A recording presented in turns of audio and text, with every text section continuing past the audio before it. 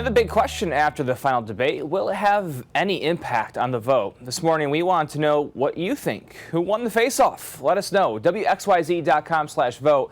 And as 7 Action News reporter Simon Shakett tells us, local supporters on both sides, they were watching with some great interest. There were so many memorable moments in that debate, and people we talked to from here in Metro Detroit tell us among the most memorable were those involving Michigan. In a debate millions of Americans eagerly waited for, topics like the COVID-19 pandemic response and how each candidate sees the issue continue to shape votes. Matt Seeley, an Oakland County Republican, tells us he's convinced the president shows us he's leading the way in testing and treatment, and it's time for more schools and businesses to reopen. Joe Biden has done a bad job of defining what he would do differently with COVID. The president's been very clear about what he's done and what's continuing to happen. It makes you more comforted to know that if someone understands exactly what it is, then it makes you feel better. And the people who haven't had it yet, it's more comforting that it's not as scary as it really seems to be portrayed. Both Allie and Matt watched the debate from a local car dealership, while Biden supporters Rashandra Jordan and Herb Hayden watched with us on Zoom. They say Trump has failed to keep Americans safe from COVID, and Biden will do better. It's the science that's going to drive the data. You have to look at the science. You have to listen to them. You had Fauci and the other woman in there that, for whatever reason, they're not with him anymore because they're telling him the things that are probably really happening. Biden, he talks about the emotional piece of it. He was saying, you have people that are now missing their spouses, that their table has an empty chair and things like that.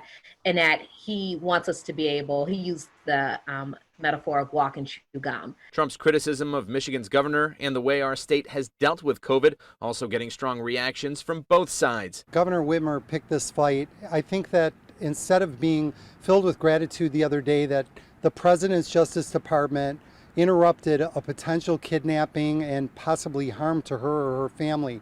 To some extent, the governor, she did execute her powers, which she has the right to do, and she went above and beyond. As for election interference, economy, and national security, supporters on both sides feel their candidate had the better showing and will be the better leader for the next 4 years. Who's tougher on national security? Oh, Trump for sure. Tell me why. Because he closed our borders, the wall, for example. And Biden hit it right on the head in that, this has happened through 2 elections. They're in and out with Iran and Russia. It's just come out. They're meddling and tampering again. And Biden did hit on it a little bit, whereas number 45 kind of went around it. Now, whether you're Republican or Democrat, we can all agree Michigan remains a critical battleground state in this election. That's why it's so important we all do our part to go out and vote. From West Bloomfield, Simon Shakett, 7 Action News. And campaigning continues today in Michigan. Detroit-born singer LIZZO returning to the Motor City to campaign for Joe Biden and Kamala Harris. She is set to speak in Detroit and Harper Woods. Kamala Harris's husband, Doug EMHOFF, he will also be pushing for support in Muskegon and Ottawa counties today. And meanwhile, Vice President Mike Pence, he will be speaking near Toledo this afternoon. That comes one day after he held a rally in Waterford Township. And remember, you can find everything you need to know ahead of the November election on our website. We do have voting resources as well as all the campaign headlines. You just go over to WXYZ.com/election2020. Coming up at 5 a.m., we will be fact-checking some of the comments made during last night's debate. All right, turning now to COVID-19, our fight against coronavirus here in Michigan. The state reporting more than 1,800 new cases Thursday. 43 additional deaths were also reported. 31 of those deaths were identified during a review of vital records. We've also learned remdesivir, now the first drug approved by the Food and Drug Administration, the FDA, to treat COVID-19. Research shows remdesivir shortened recovery time by about a third in some patients. The FDA says it should only be used in a healthcare setting. Welcome back. Well, today we have the risk of severe weather later this afternoon. After 2 p.m. through 7 p.m., strong thunderstorms are possible. The biggest threat will be damaging wind gusts that could be over 60 miles per hour. So we may get some severe thunderstorm warnings later on today. It's important you pay attention to the weather because it's going to be really nice outside this morning. The wind is going to be increasing, but it's going to be a warm afternoon. We're talking about highs in the mid-70s before this cold front brings storms, and not ruling out a weak isolated tornado either. So make sure your phones are charged up, tablets charged up in case power does go out for some. And just be weather aware. Just make sure you're paying attention to the weather if you're going to be outside this afternoon.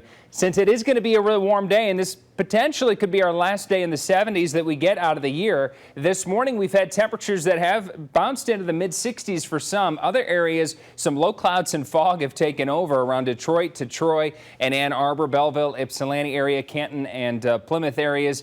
Some fog and some cloud cover this morning, and temperatures significantly lower than surrounding areas just a few miles away. But as the morning goes on, these temperatures should bounce back quickly, and we're going to warm up quickly throughout this morning. So we're in the 60s the rest of the morning, this afternoon in the 70s. After 2 p.m., chance of storms goes up. Again, some of these storms could be severe with heavy rain and damaging wind gusts. And after about 6 or 7 p.m., we'll still have a continued chance of lighter rain showers through 10 o'clock, then decreasing clouds overnight. And we'll be left with a much colder night and a much colder day tomorrow. So a high of 75 degrees today, but we drop to about the mid-60s by 7, around 50 degrees by 9 or 10 o'clock tonight. So getting much colder, upper 30s for lows tomorrow morning, low of 39. Tomorrow, a dry day with a high of 49. It's going to be much colder. Sunday morning in the mid-30s, Sunday afternoon, a high of 52. Rain Sunday night, good chance of rain Monday, slight chance of rain Tuesday and Wednesday, but obviously it's colder next week with highs around 50.